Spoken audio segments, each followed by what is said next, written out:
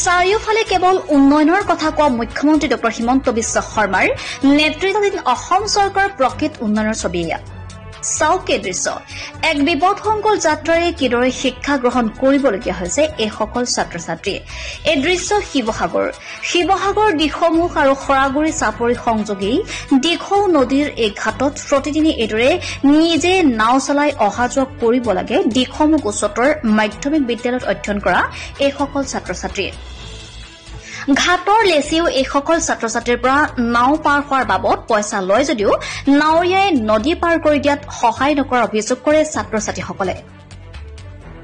যাৰ বাবে ছাত্ৰ ছাত্ৰীসকলে নিজে ৰছী টানি নাও চলাই যাবলগীয়া হয় ইপিনে নাৱত নাই এটাও লাইফ জেকেট বাৰিষাৰ ফেনে ফুটুকাৰে উপনি উঠা দিখৌ নদীত এইদৰে এইসকল ছাত্ৰ ছাত্ৰীয়ে যাত্ৰা কৰিলে যিকোনো সময়তে ভয়ংকৰ দুৰ্ঘটনা সংঘটিত হ'ব পাৰে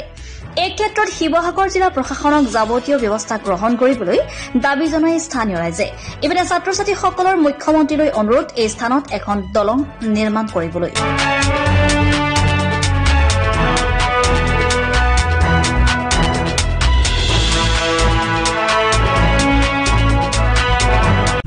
কোপা হা পঢ়িবলৈ কোপা দিখৌমুখ হাই ছেকেণ্ডেৰী নদীখন পাৰ হৈছা সদায় এনেকৈ পাৰ হোৱা নি অহা যোৱা কৰা সদায় পাওঁ